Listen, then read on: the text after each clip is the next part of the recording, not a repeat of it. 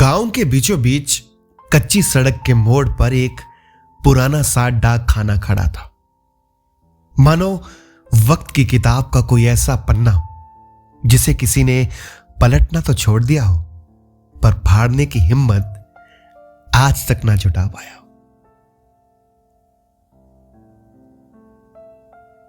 डाक खाने सिर्फ ईंट पत्थर की इमारत नहीं होते थे, वो होते थे लोगों की धड़कनों का अड्डा। पर अजीब बात यह थी कि जो लोग यहां आते थे वो अपने साथ कुछ लेकर नहीं, बल्कि कुछ छोड़कर जाते थे।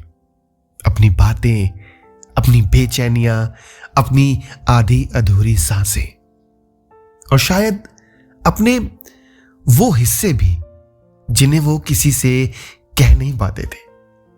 कभी कोई धीरे से कहता, बाबूजी, जो दिल में है क्या वो शब्दों में उतर पाएगा?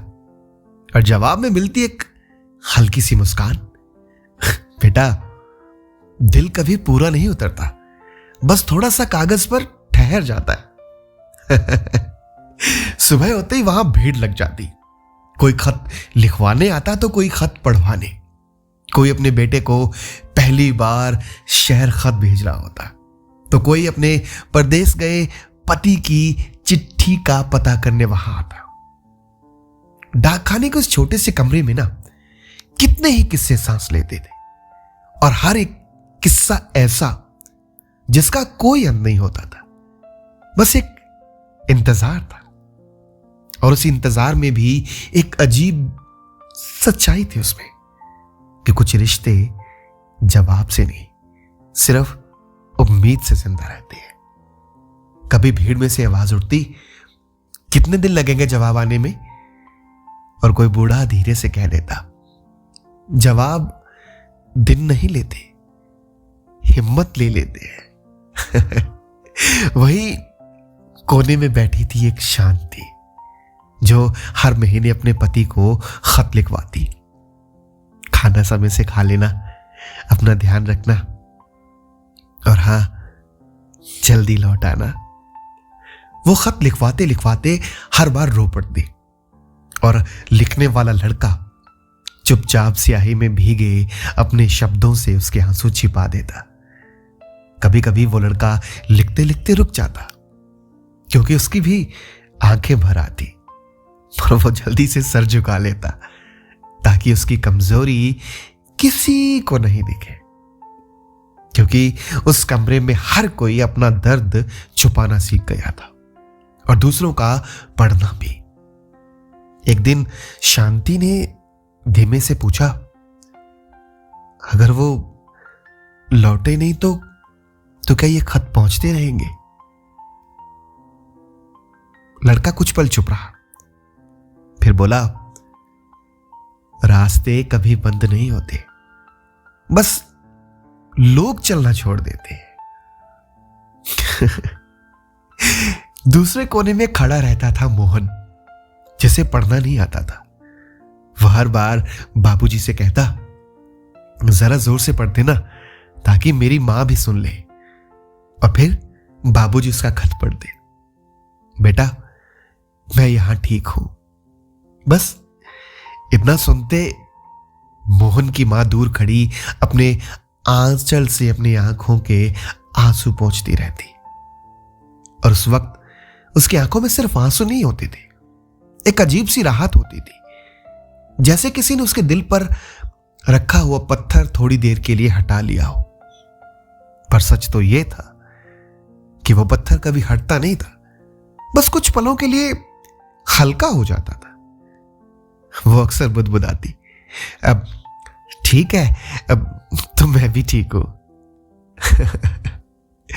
डाक खाने की दीवारों ने सिर्फ शब्द नहीं सुने थे, उन्होंने वो खामोशियां भी सुनी थी जो शब्दों के बीच छुपी होती थी। कभी कोई खत आता जिसमें सिर्फ 2 लाइनें होती थी, पर उसे पढ़ने में पूरा जीवन बीत जाता। मैं ठीक हूं। और उन 2 शब्दों में कितनी बेचैनी, कितनी दूरी, कितना अधूरापन छुपा होता था। और यह सिर्फ वही समझता था जो हर दिन उस खिड़की पर खड़ा रहता था। कभी कभी लोग उस खत को बार बार पढ़वाते, जैसे हर बार पढ़ने से उसमें कुछ नया मिल जाएगा। शायद इसलिए नहीं कि शब्द बदल जाएंगे, बल्कि इसलिए कि उनका दिल हर बार कुछ नया महसूस कर ले। कभी कोई थके हुए स्वर में कह देता, क्या इतना ही काफी है जीने के लिए? और दीवारें जैसे जवाब देती, काफी नहीं, पर यही सहारा है। त्योहारों के दिनों में तो जैसे डाक खाना किसी मेले में बदल जाता। राखी पर बहनों के खत, दिवाली पर शुभकामनाएं, होली पर रंगों से भीगी पंक्तियां। हर खत में सिर्फ शब्द नहीं होते थे, उनमें घर की खुशबू होती थी। कोई खत खोलते ही कह उठता, अरे ये तो मां के हाथों की खुशबू है। और कुछ लोग खत खोलने से पहले ही उसे अपने सीने से लगा लेते थे, जैसे वो कागज नहीं कोई अपना हो। क्योंकि कई बार कागज ही वो आखिरी सहारा होता है जिससे हम किसी को छू पाते हैं। और भीड़ में कहीं से एक आवाज आती, ये खुशबू खत्म तो नहीं हो जाएगी? कोई हंसकर कह देता, खुशबू नहीं जाती, बस आदत छूट जाती है। और कभी कभी कुछ खत ऐसे भी आते जो सब कुछ बदल देते थे। किसी के चेहरे पर मुस्कान ला देते तो किसी के आंखों में हमेशा के लिए नमी। डाक खाने का बाबू हर खत देते वक्त लोगों के चेहरे पढ़ना सीख गया था। उसे पता चल जाता था कि यह खत खुशी लेकर आया है या दर्द। और कई बार वो खत देने से पहले एक पल के लिए ठहर जाता, जैसे सोच रहा हो कि क्या सच में ये देना जरूरी है? क्योंकि कुछ सच्चाइयां खत में नहीं, दिल में अच्छी लगती है।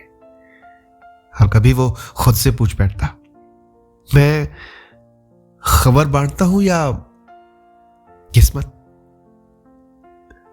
समय बदला, मोबाइल आ गए, मैसेज सेकंड्स में आने लगे और धीरे धीरे डाक खाने की भीड़ कम होने लगी। अब वहां न शांति आती थी, न मोहन, न इंतजार करने वाले चेहरे। बस दीवारें रह गई थी और उनमें कैद आवाजें। कभी कभी हवा चलती तो लगता जैसे कोई फुसफुसा रहा है, मेरा खत आया क्या? और उस फुसफुसाहट में एक अधूरी पुकार होती थी जो कभी पूरी नहीं हुई।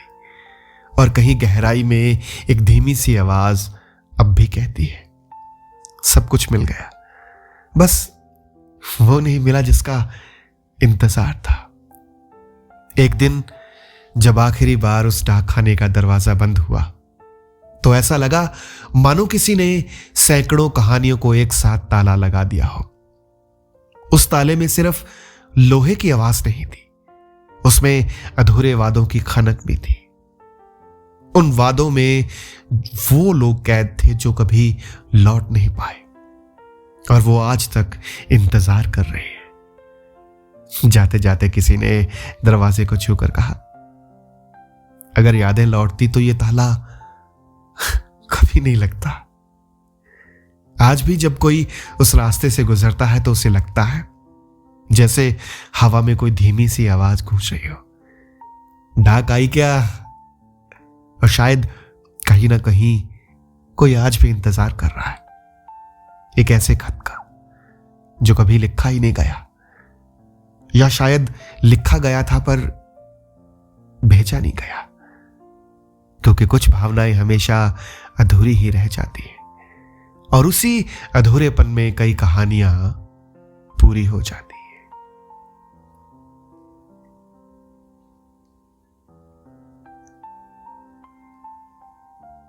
डाकखाना सिर्फ चिट्ठियों का घर नहीं था, वो उन लोगों का संसार था जो शब्दों में जीते थे और इंतजार में सांस लेते थे। वहां लोग खत नहीं भेजते थे बल्कि अपने दिल भेजते थे, और कई बार अपना पूरा जीवन भी। क्या आपने कभी किसी को खत लिखा है? अगर हां तो मुझे नीचे कमेंट सेक्शन में बताइएगा। और हां, अगर आप इस चैनल पर नए आए हैं या आपने अभी तक इस चैनल को सब्सक्राइब नहीं किया है तो प्लीज अभी सब्सक्राइब कर लीजिएगा और साथ ही साथ बेल नोटिफिकेशन ऑन कर लीजिएगा और अपने दोस्तों के साथ इस कहानी को शेयर करना मत भूलिएगा।